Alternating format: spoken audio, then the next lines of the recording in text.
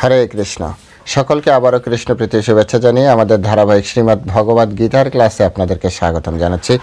আজ আমরা শ্রীমদ্ ভগবদ গীতার অন্তর্গত একাদশ অধ্যায় অর্থাৎ বিশ্বরূপ দর্শন যোগ সে অধ্যায় আমরা শুরু করতে যাচ্ছি।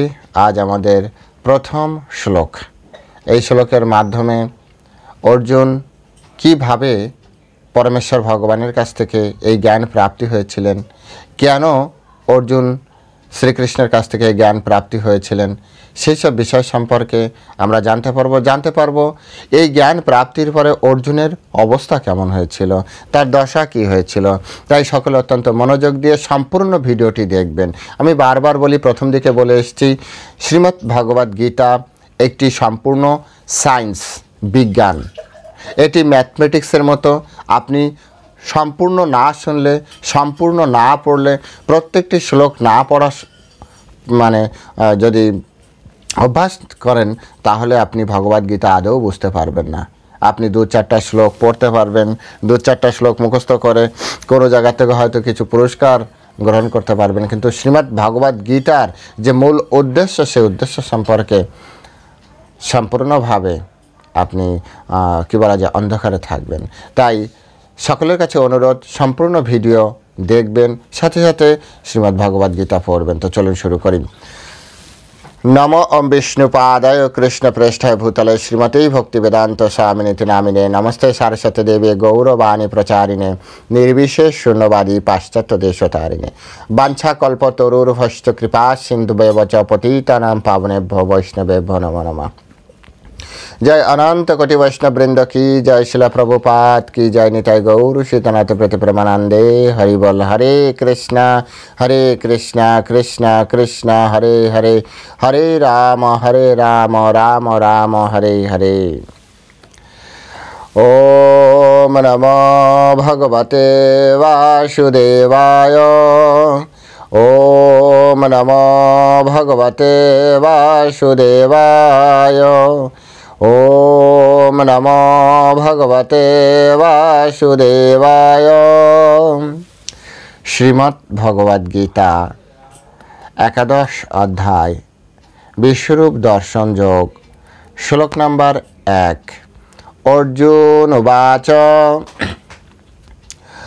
मत् अनुग्रहाय परमां गुज्जम् अध्यात्मसंगीतं यत्त्वयोक्तं वशस्तेन मोहो अयं विगत मम।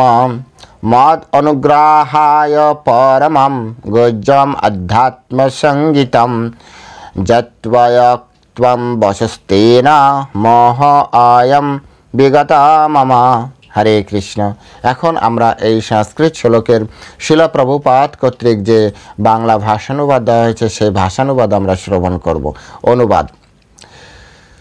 অর্জুন বললেন, আমার প্রতি অনুগ্রহ করে তুমি যে আধ্যাত্ম তত্ত্ব সম্বন্ধী পরম গুহ্য উপদেশ আমাকে দিয়েছ, তার দ্বারা আমার এই মোহ দূর হয়েছে। আমি আরেকবার পড়ছি। অর্জুন বললেন, আমার প্রতি অনুগ্রহ করে তুমি যে আধ্যাত্ম তত্ত্ব সম্বন্ধীয় পরম গুহ্য উপদেশ আমাকে দিয়েছ, তার দ্বারা আমার এই মোহ দূর হয়েছে। হরে কৃষ্ণ। জয় শিলা প্রভুপাদ কি জয়। তো এখন আমরা শিলা প্রভুপাদ কর্তৃক এই সংস্কৃত শ্লোকের উপরে যে তাৎপর্য প্রদান করা হয়েছে, সেই তাৎপর্যের আলোকে আমরা এই শ্লোকটি সম্পূর্ণভাবে হৃদয়ঙ্গম করার চেষ্টা করব আমাদের নিজস্ব জীবনে এই শ্লোকের কি প্রয়োগ আছে। তো চলুন শুরু করি।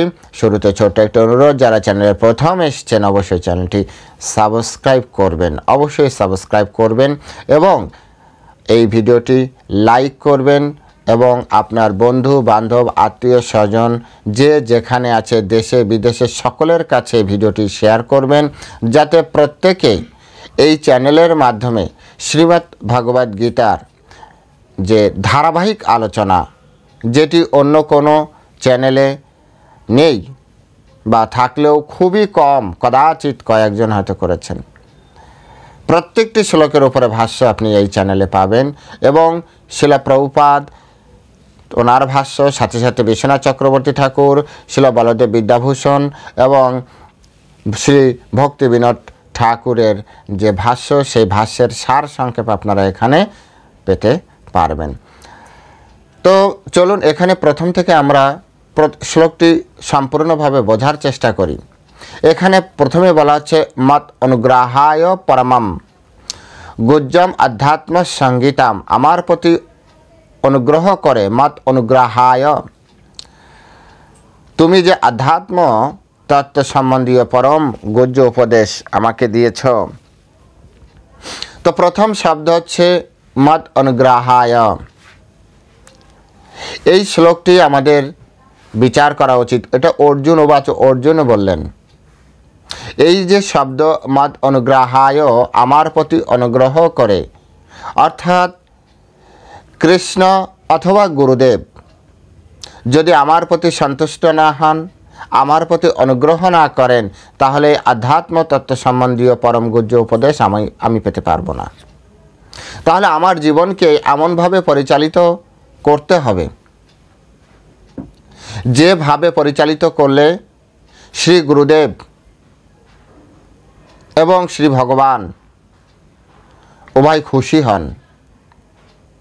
যেভাবে ভগবদ্গীতায় জ্ঞান গ্রহণের যে পন্থা পরমেশ্বর ভগবান শ্রীকৃষ্ণ প্রদান করেছেন, তদ্বিদ্ধি প্রণিপাতেন পরিপ্রশ্নেন সেবয়া উপদেক্ষান্তিত জ্ঞানম জ্ঞানীন তত্ত্বদর্শিনা, অর্থাৎ তদ্বিদ্ধি প্রণিপাতেন, প্রণিপাতের সহিত অত্যন্ত শ্রদ্ধার সহিত হাত জোড় করে, পরিপ্রশ্নেন সেবয়া, সেবা করার দ্বারা সন্তুষ্টি করার মাধ্যমে পরিপ্রশ্ন করা উচিত, কিছু জিজ্ঞাসা করা উচিত। তাহলে এই সেবায় যদি সন্তুষ্ট হয়, তাহলে শ্রী গুরুদেব এবং পরমেশ্বর ভগবান শ্রীকৃষ্ণ তিনি চাইলে আমাকে সেই তত্ত্বজ্ঞান প্রদান করতে পারেন। ওই যে শ্লোক আর এই শ্লোক, এই দুটি যদি এক করা হয়, ওই তদ্বিদ্ধি প্রণিপাতেন পরিপ্রশ্নেন সেবয়া উপদেক্ষান্তিত জ্ঞানম জ্ঞানীন তত্ত্বদর্শিনা, সেই তত্ত্বদর্শী জ্ঞানী ব্যক্তি সেই জ্ঞান আমাকে দিতে পারেন যদি আমি তাকে সেবার দ্বারা সন্তুষ্ট করতে পারি। ওই সম্পূর্ণ শ্লোক আপনি যদি মত অনুগ্রহায় এর সাথে ফিট করে দেন, ফিট হয়ে যাবে। অর্জুন পরমেশ্বর ভগবানের অত্যন্ত প্রিয় ভক্ত, অত্যন্ত প্রিয় ভক্ত। পরে অবশ্য অনেকবারই পরমেশ্বর ভগবান শ্রীকৃষ্ণ স্বীকার করেছেন, আপনারাও জানেন। আগেও অনেকবার স্বীকার করেছেন।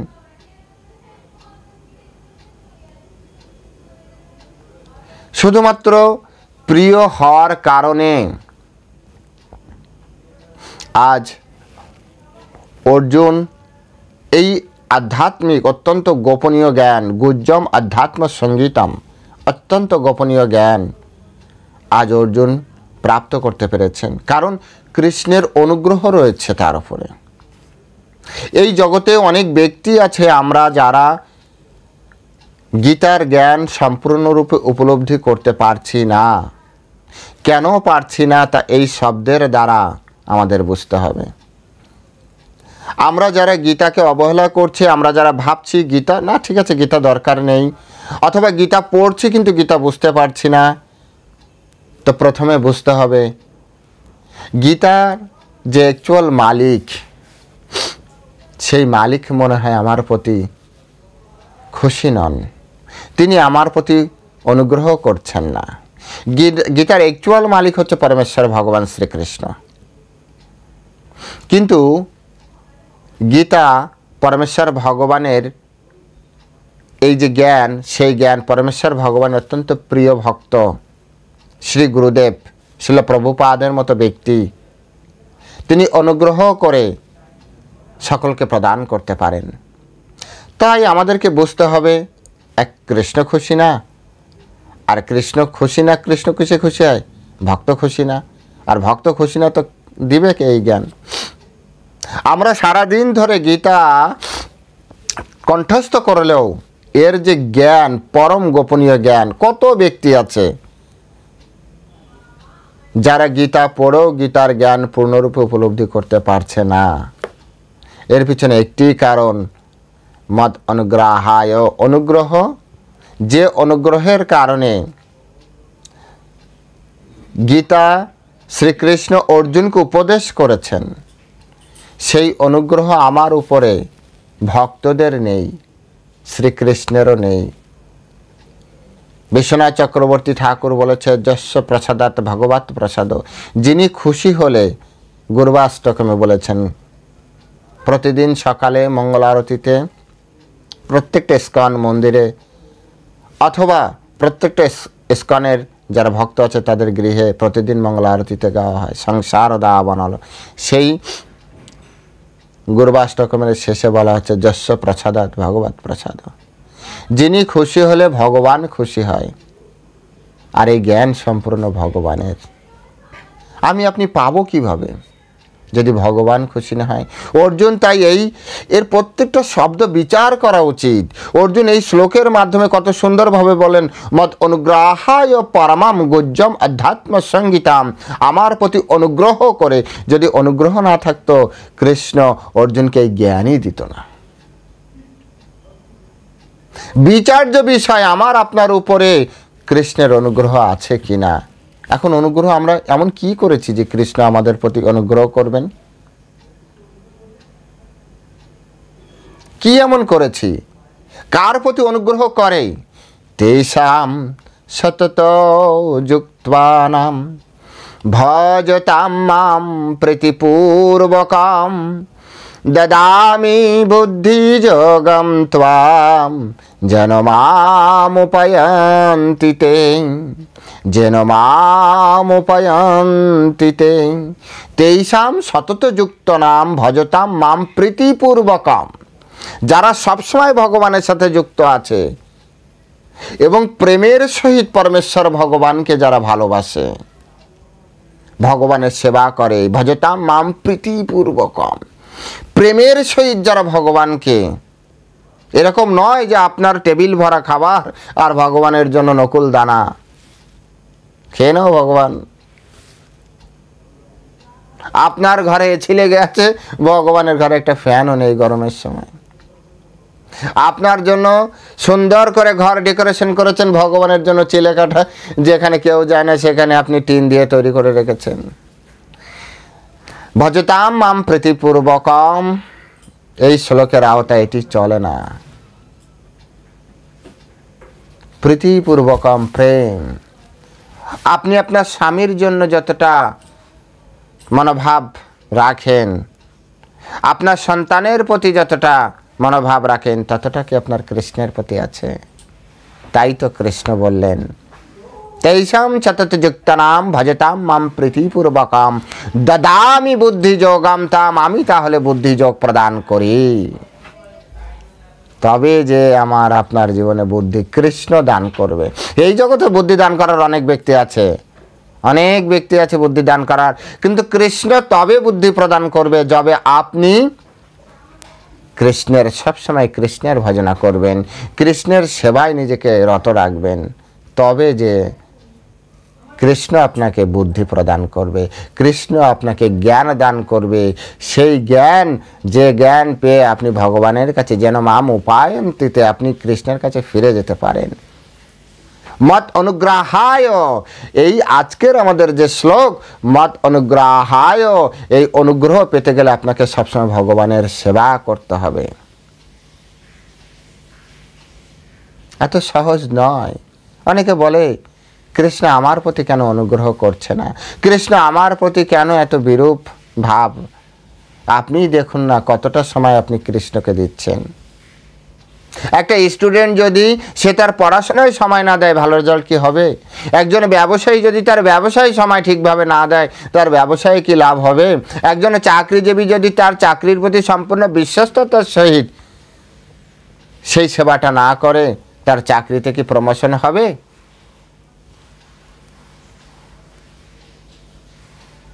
ঠিক একইভাবে যদি আপনি কৃষ্ণের সেবা না করেন, সিরিয়াসলি দৃঢ়তার সহিত, প্রেমের সহিত, তাহলে কৃষ্ণ আপনাকে কেন দিতে পারবে? কৃষ্ণ কিভাবে দিবে? আগে আপনি তো আপনার জায়গা থেকে কৃষ্ণের কাছে হাত সারেন্ডার করুন, তার সেবা করুন। কৃষ্ণ এমনই একজন যিনি দেওয়ার জন্য সব কিছু প্রস্তুত, তার নিজের তো কোনো কিছু দরকার নেই। সুতরাং তিনি এক ব্যক্তি যিনি সবসময় আমাদেরকে দিতে প্রস্তুত। এই জগতে কারো কাছে কিছু আপনি যদি চাইতে যান না হাত বেড়ে, তো এমন কোনো ব্যক্তি নেই যে একবার হলেও চিন্তা করে দিব কি দিব না। কিন্তু কৃষ্ণ এমন একজন ব্যক্তি যার কাছে না চাইলে কৃষ্ণ মনে কষ্ট পায়, আহারে আমার সন্তানটা কেন আসছে না আমার কাছে, আমি বুঝতে পারছি ওর সমস্যা আছে, তথাপি কেন আসছে না। কি এমন ইগো নিয়ে বসে আছে ও? আপনি ভাববেন হ্যাঁ কৃষ্ণ তো সব কিছু জানে, তো কৃষ্ণ দিলে কি সমস্যা? কৃষ্ণের দিলে কিছু সমস্যা নাই, আমাদের ইগোটা ছাড়তে সমস্যা কোথায়? তাই এখানে বলা হচ্ছে অর্জুন এই বিশ্বরূপ দর্শন যোগে যা কিছু প্রাপ্তি হবে, যা কিছু দর্শন হবে, এ শুরু হবে মদ অনুগ্রহায়, আমার প্রতি অনুগ্রহ করে। তাই কৃষ্ণকে, অনেকে বলে না কৃষ্ণকে আমি কৃষ্ণকে দেখাতে পারবো, তোমার প্রতি অনুগ্রহ থাকলে না তুমি দেখাতে পারবে।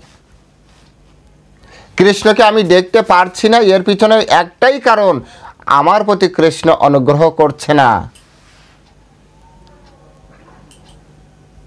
কৃষ্ণের অনুগ্রহ দরকার, কৃষ্ণ ভক্তের কৃপা অনুগ্রহ দরকার, শ্রী গুরুদেব সাধুদের অনুগ্রহ দরকার।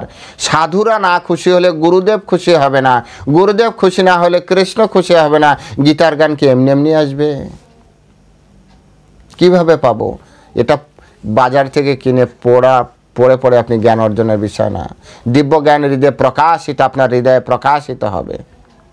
তা নাহলে আপনি পড়বেন মাথার উপর দিয়ে চলে যাবে। অনেকে বলে না কি বললো, মাথার উপর দিয়ে চলে গেল, মাথার উপর দিয়ে চলে যাবে। তাই অর্জুন এখানে প্রথম বললেন মত অনুগ্রহায়, আমার প্রতি অনুগ্রহ করে। পরমাম মানে অত্যন্ত শ্রেষ্ঠ, এবং কি গুজ্জম আধ্যাত্ম সঙ্গীতাম, অর্থাৎ আধ্যাত্ম সঙ্গীতাম মানে হচ্ছে বিষয়ক, আধ্যাত্মিক বিষয়। কৃষ্ণ আমাদেরকে ভৌতিক বিষয় দেয় না। কৃষ্ণ যদি দেয় তাহলে সেই বিষয় হবে পরমাম, শ্রেষ্ঠ, শ্রেষ্ঠ থেকেই শ্রেষ্ঠ। যেভাবে নবম অধ্যায় 2 নম্বর শ্লোকে বলেছে রাজবিদ্যা রাজগুজ্জম পবিত্রম ইদম উত্তমম প্রত্যক্ষ অবগামম ধর্মম সুসুখম কর্তম অব্যয়ম। রাজবিদ্যা রাজগুজ্জম পবিত্রম ইদম উত্তমম, রাজবিদ্যার ভিতর রাজা, এমন জ্ঞান দিচ্ছে অর্জুনকে, শ্রেষ্ঠ জ্ঞান, পবিত্র জ্ঞান। রাজগুজ্জম শ্রেষ্ঠ গুজ্জ, সব থেকে গোপনীয়, ওর থেকে গোপনীয় কোনো জ্ঞানই নেই। গীতার থেকে গোপনীয় এই জগতে কোনো জ্ঞানই নেই, অথচ সকলের সামনে গীতা রয়েছে। কতটা গোপনীয়, সামনে আছে কিন্তু দেখতে পারবে না, সামনে আছে পড়তে পারবে কিন্তু বুঝতে পারবে না। একমাত্র শ্রী গুরুদেব যদি আপনাকে পয়েন্ট আউট করে না ধরিয়ে দেয়, আপনি বুঝতে পারবেন না। পয়েন্ট আউট করে করে ধরিয়ে দেবে, তবে আপনি বুঝতে পারবেন। অর্থাৎ শ্রী গুরুদেবের কাছ থেকে আপনার কর্ণে প্রথমে শুনতে হবে, সাধুদের কাছ থেকে, গুরু পরম্পরায় যারা রয়েছে তাদের কাছ থেকে আগে কর্ণে শুনতে হবে। কর্ণরন্ধ্র দিয়া হৃদয় প্রকাশিয়া, প্রথমে জ্ঞান কর্ণরন্ধ্র দ্বারা প্রকাশ করে এবং হৃদয়ের ভিতরে যে নিজে প্রকাশিত হয়। কত মজার বিষয়, এটাকে বলা হয় সায়েন্স, এটাই প্রকৃত বিজ্ঞান। সব থেকে গোপনীয়, দেখুন এই জগতে গোপনীয়। যে কোনো ব্যক্তি লাইব্রেরিতে যান, যে কোনো জায়গা থেকে একটা গীতা কিনুন, আপনি পড়তে পারবেন, মুখস্থ করতে পারবেন, কিন্তু গীতার যে প্রকৃত যে ব্যবহার, যে সূক্ষ্ম যে বিচার, সে বিচার থাকছে না মানেই হচ্ছে ব্যাস ওই একই। বিচারবোধ তখন হারিয়ে যায় যখন গুরু পরম্পরা, গুরুদেবের কাছ থেকে না হয় না, কারণ গুজ্জ গোপনীয় জ্ঞান, অত্যন্ত গোপনীয় জ্ঞান। এবং আধ্যাত্ম জ্ঞানের ভিতরে যেহেতু বলেছে পরমম শ্রেষ্ঠ জ্ঞান, ভৌতিক জ্ঞান আধ্যাত্মিক জ্ঞান, ভৌতিক জ্ঞানও জ্ঞান কিন্তু আধ্যাত্মিক জ্ঞান পরমম শ্রেষ্ঠ জ্ঞান, রাজবিদ্যা। তো রাজবিদ্যা মানে হচ্ছে আধ্যাত্মিক সঙ্গীতম, অর্থাৎ আধ্যাত্মিক বিষয়ক, আধ্যাত্মিক পারমার্থিক এই জ্ঞান হচ্ছে সবথেকে উন্নত, সবথেকে শ্রেষ্ঠ জ্ঞান। আমাদের স্কুল কলেজে যে জ্ঞান আমরা পড়াশোনা করছি এটা তো ভৌতিক জ্ঞান। আমাদের এই শরীর ভৌতিক, পঞ্চভৌতিক। এই শরীরকে এই জগতে নির্বাহ করার জন্য, পরিচালনা করার জন্য ওই ভৌতিক জ্ঞান দ্বারা আমরা এই শরীরটাকে পরিচালনা করতে পারি। কিন্তু আধ্যাত্মিক জ্ঞান, আত্মা যদি না থাকে শরীরের কতটা মূল্য আছে। সেই জন্য কী দরকার? আধ্যাত্মিক জ্ঞান দরকার।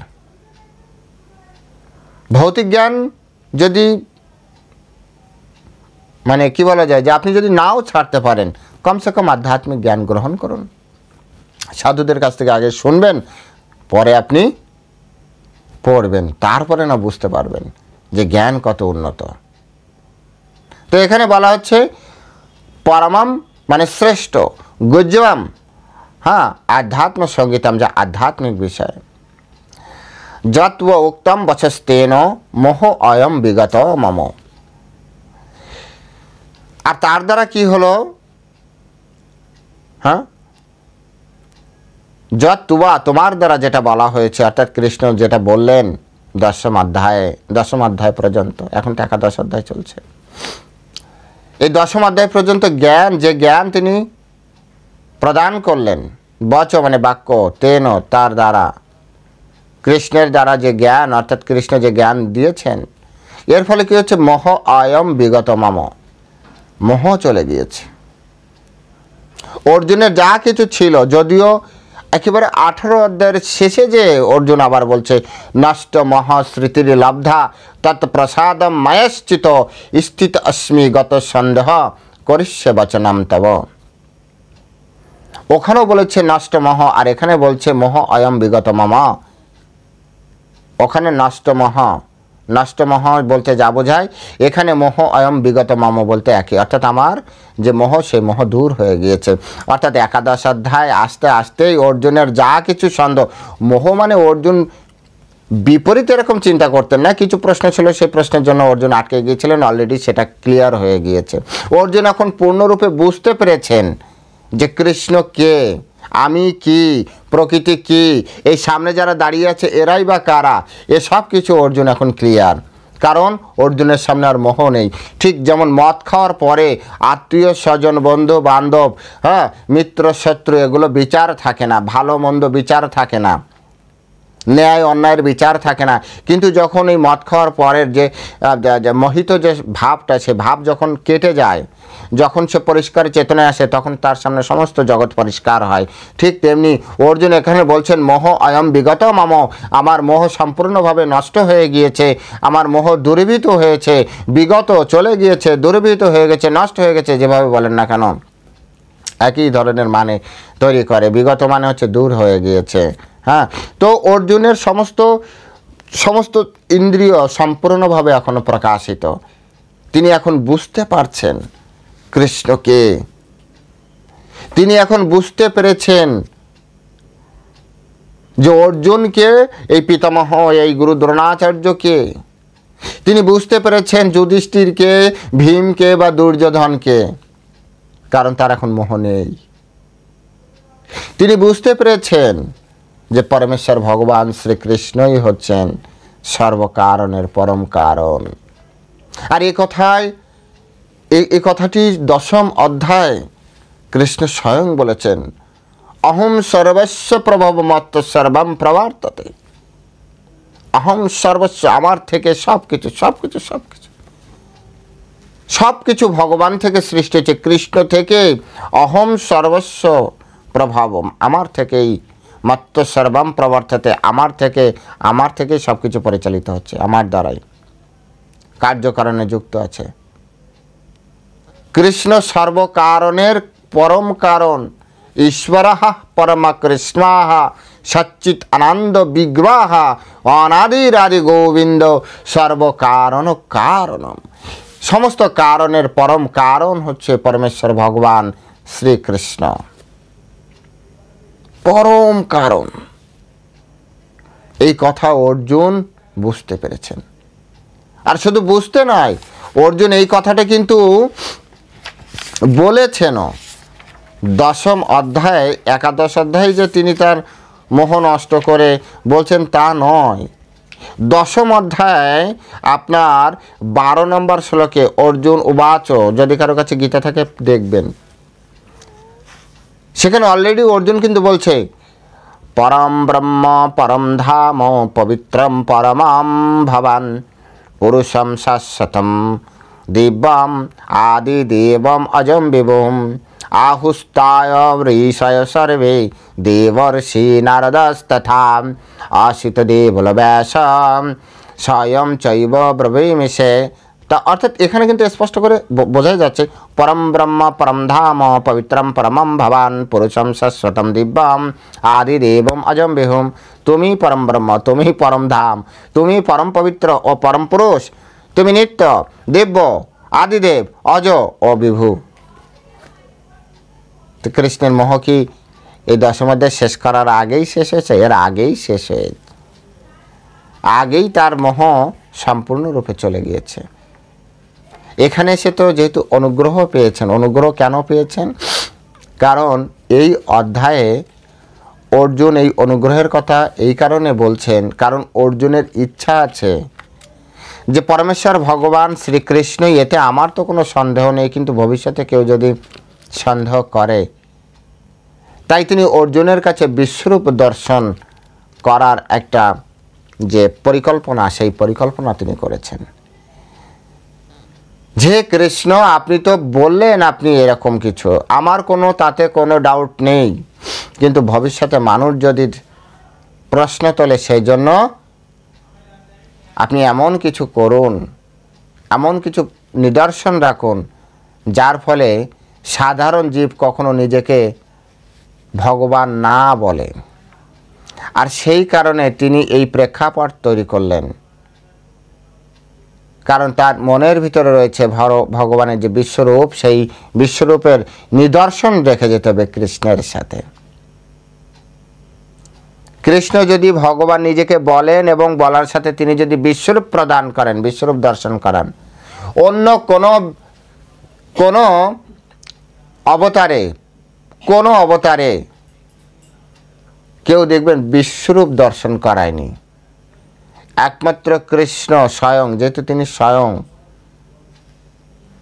পরম কৃষ্ণ ঈশ্বর পরমা, তিনি যেহেতু স্বয়ং, যেভাবে শ্রীমদ্ ভাগবতে বলেছে এতে চ অংশ কলা পুংস কৃষ্ণস্তু ভগবান স্বয়ং। যত যত আমরা অবতার জানি এসব হচ্ছে এতে চ অংশ কলা, হয় অংশ, না হয় অংশাংশ, না হয় কলা অবতার, অথবা শক্তাবেশ অবতার, কিন্তু কৃষ্ণস্তু ভগবান স্বয়ং। কিন্তু কৃষ্ণ হচ্ছেন স্বয়ং ভগবান, আর এরা সবাই কৃষ্ণেরই অংশ, না হয় কলা, এরকম। সুতরাং এখানে কৃষ্ণ যে স্বয়ং ভগবান, এ বিষয়ে যাতে ভবিষ্যতে মানুষ সন্দেহ না করে, সন্দেহ কোনো প্রশ্ন না তুলতে পারে, তাই অর্জুন এই কথাটি বলতে চাইবেন, ভবিষ্যতে তিনি বলবেন। তাই তিনি পরমেশ্বর ভগবানের এরকম গুণগান এবং তার প্রতি যে অনুগ্রহ অলরেডি রয়েছে, যে অনুগ্রহের উপরে এই বিভূতি যোগ বলেছেন, সেই অনুগ্রহের উপরে, সেই অনুগ্রহটা রক্ষা করে যাতে তিনি তাকে বিশ্বরূপ দর্শন করান, সেই জন্য পরমেশ্বর ভগবানকে তিনি মনে করিয়ে দিলেন যে মদ অনুগ্রহায়, আমার প্রতি অনুগ্রহ করে, অর্থাৎ আমার প্রতি অলরেডি আপনার অনুগ্রহ রয়েছে। তো কৃষ্ণের কাছ থেকে আমরা তবে সমস্ত কিছু পেতে পারবো যদি আমরা কৃষ্ণের প্রতি অনুগ্রহ, কৃষ্ণ আমার প্রতি অনুগ্রহ করে, তা নাহলে সম্ভব নয়। আমাদের সংসার জীবনেও আমরা যদি স্বামীকে সন্তুষ্ট না করতে পারি, স্বামী যদি আমার প্রতি অনুগ্রহ না করে, তাহলে আমার জীবনে ভালো কিছু হবে না। স্ত্রীর ক্ষেত্রেও তাই, স্ত্রীকে সন্তুষ্ট না করতে পারলে দেখবেন ভালো ভালো করে আর রান্না করে খাওয়াবে না। ঠিক একইভাবে আপনার কর্মজীবনে আপনার বসকে যদি আপনি সন্তুষ্ট না করতে পারেন, আপনার প্রতি যদি অনুগ্রহ না থাকে, আপনার প্রশংসা মানে কী বলে প্রমোশন আটকে যাবে। আপনার যে বেতন বৃদ্ধি হওয়ার যে প্রবণতা সেটা ধীরে ধীরে আস্তে আস্তে ক্লপসড হয়ে যাবে, বন্ধ হয়ে যাবে। অনুগ্রহ দরকার, কোনো কিছু প্রাপ্তি করতে গেলে অনুগ্রহ দরকার। উইদাউট অনুগ্রহ কোনো কিছু প্রাপ্তি হয় না। দেনেওয়ালা দেয় না যদিও আপনার প্রতি অনুগ্রহ না থাকে। তাই যে ফিল্ডে আমরা আছি, আমাদের প্রত্যেকের উচিত নিষ্ঠার সহিত ভগবানের সেবা করে যাওয়া, যাতে ভগবান আমাদেরকে অনুগ্রহ করেন। এই শ্লোক থেকে আমাদের এটি খুব স্পষ্ট করে আমাদেরকে বুঝতে হবে। এখানে তিনটি বিষয় অত্যন্ত গুরুত্বপূর্ণ। এক হচ্ছে মদ অনুগ্রহ, আর হচ্ছে আধ্যাত্ম সঙ্গীতাম, গুজ্জম আধ্যাত্ম সঙ্গীতাম, অর্থাৎ যে পরম গোপনীয় শ্রেষ্ঠ জ্ঞান যেটি, সেটি হচ্ছে আধ্যাত্ম সঙ্গীতাম, আধ্যাত্মিক বিদ্যা। আর 3 নম্বর পয়েন্ট হচ্ছে, যদি এই জ্ঞান একবার কারো ভিতরে প্রবেশ করে কৃষ্ণের কৃপায়, কৃষ্ণ কর্তৃক অথবা কৃষ্ণ ভক্ত কর্তৃক, তবে সেই যে ব্যক্তি শুনবে তার মোহ অয়ম বিগত মম, অর্থাৎ ওই ব্যক্তির মোহ চলে যাবে, মোহ চলে যাবে। যদি আপনাকে কেউ আদর করে কোনো কিছু খাওয়ায়, তো আপনার ক্ষুধা নিবৃত্তি হবে না? আর আপনাকে তখনই খাওয়াবে যদি আপনার সাথে ভালো রিলেশন থাকে। অনেক পরিবার দেখবেন আপনার এলাকায়, আপনার হয়তো 2-4 বাড়ি ছাড়া হয়তো বিভিন্ন প্রোগ্রাম করেছে, যদি আপনার সাথে ভালো রিলেশন থাকে তবে আপনাকে ইনভাইট করবে, আদারওয়াইজ ইনভাইটও করবে না। এখানেও এরকম বিষয়টি। তো সকলকে এই শ্রীমদ্ ভগবদ্ গীতার যথাযথ যে সংস্করণ, সেই সংস্করণটি বারবার করে পড়ার জন্য অনুরোধ করছি। সাথে সাথে একটি বিশেষ অ্যানাউন্সমেন্টের মাধ্যমে আজকের এই গীতার এখানে বিশ্রাম রাখব। অ্যানাউন্সমেন্ট হচ্ছে, আমাদের ডিপার্টমেন্ট থেকে প্রচুর পরিমাণে গীতা প্রচার করা হচ্ছে। যারা গীতা কিনতে পারে না অথবা ট্রাইবাল যারা আছে, তাদের ভিতরে ফ্রিতে গীতা প্রদান করা হচ্ছে। তো আপনারা রেগুলার শ্রোতা, যাদের সেই শক্তি সামর্থ্য আছে, তারা ইসকন তথা শ্রী গুরুদেবকে তথা আমাদের মহারাজকে একটি করে গীতা অথবা 2টি করে গীতা আপনারা প্রতি মাসে দান করতে পারেন। আপনি একটি গীতার দাম 250 টাকা ধরে আপনি আমাদেরকে সহযোগিতা করতে পারেন। এই যে বৃহৎ গীতা দান প্রকল্প, সেই প্রকল্পে আপনি সহযোগিতা করতে পারেন। আপনার সামর্থ্য অনুযায়ী 1টা গীতা হতে পারে, 10টা গীতা হতে পারে, 108 গীতা হতে পারে।